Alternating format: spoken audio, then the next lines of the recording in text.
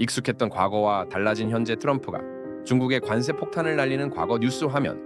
미국의 선빵. 미국이 때리면 중국은 맞거나 버틴다. 지난 몇 년간 미중 무역 전쟁의 패턴은 항상 이랬습니다. 미국이 먼저 선빵을 날리면 중국은 어떻게든 버티다가 히토류 카드를 만지작거리며 으름장을 놓았죠. 중국이 먼저 히토류 수출 통제라는 핵폭탄급 카드를 꺼내드는 현재 뉴스 화면. 중국의 선빵. 하지만 2025년 10월 마침내 판이 뒤집혔습니다. 이번에는 중국이 먼저 미국의 가장 아픈 곳을 찌르며 선전포고를 날렸습니다. 과거에는 그저 만지작거리기만 했던 히토류라는 칼을 실제로 뽑아든 겁니다. 오늘 무엇이 중국을 이토록 대담하게 만들었는지, 그리고 이번 사태가 왜 이전과는 차원이 다른 위험한 게임인지 그 본질을 낱낱이 파헤쳐 보겠습니다. 중국의 자신감, 그 근원은 반도체 족쇄를 풀다 중국이 선빵을 날릴 수 있게 된 가장 큰 이유는 역설적이게도 미국의 가장 강력한 무기였던 반도체 때문입니다. 미국의 반도체 제재로 고통받던 화웨이 등 중국 기업의 과거 모습.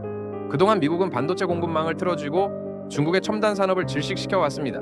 중국에게 반도체는 벗어날 수 없는 족쇄이자 최대의 약점이었죠. 중국 SMIT 등에서 자체 개발한 최신 반도체 칩 자체 개발 성공.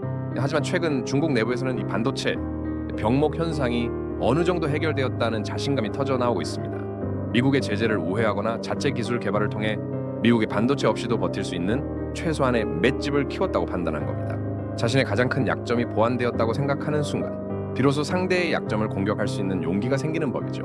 미국의 약점, 히토류라는 아킬레스건. 중국이 겨냥한 미국의 약점은 너무나도 명확합니다. 바로 히토류입니다. 스마트폰, 전기차, F-35 전투기 등 첨단 제품들이 분해되며 그 안에 히토류 부품, 스마트폰, 전기차, 반도체, 심지어 최첨단 스텔스 전투기까지. 미국의 모든 첨단 산업은 사실상 100% 중국산 히토류 없이는 단 하루도 돌아갈 수 없습니다. 미국에게 히토류는 중국이 목을 조르면 숨이 막힐 수밖에 없는 치명적인 아킬레스건인 셈이죠. 중국은 바로 이 약점을 가장 정확한 타이밍에 찌른 겁니다. 진짜 선빵은 누구인가? 치열한 수싸움? 아니다. 중국이 아니라 미국이 먼저 때렸다라는 반론도 있습니다. 9월 29일 미국이 발표한 수출 통제 기업 명단 확대 조치. 실제로 중국의 이번 조치는 불과 열흘 전 미국이 발표한 추가 제재에 대한 대응 카드의 성격이 강합니다. 하지만 중요한 것은 누가 먼저 쳤냐가 아닙니다. 중요한 것은 싸움의 양상이 바뀌었다는 겁니다. 과거에는 미국이 일방적으로 때리고 중국이 방어하는 구도였다면 이제는 중국 역시 미국의 급소를 정확히 타격할 수 있는 무기를 손에 쥐고 실제로 그 무기를 사용할 의지가 있다는 것을 전 세계에 보여준 것입니다. 트럼프는 어떻게 나올 것인가? 이제 공은 트럼프에게 넘어갔습니다. 고뇌하는 트럼프의 모습. 한쪽에는 미국 국민의 피해, 다른 쪽에는 정치적 자존심이라는 저울. 과거처럼 중국이 으름장만 놓는다면 적당히 타협하며 넘어갈 수 있었습니다. 하지만 이번에는 중국이 실제로 반가세를 당겼습니다. 여기서 트럼프가 물러선다면 그는 중국에 굴복한 대통령이라는 치명적인 오명을 쓰게 될 겁니다.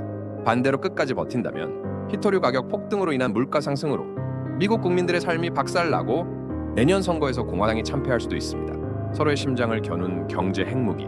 과연 이 위험천만한 치킨 게임의 승자는 누가 될까요? 한 가지 확실한 것은 이번 사태는 쉽게 끝나지 않을 것이라는 점입니다.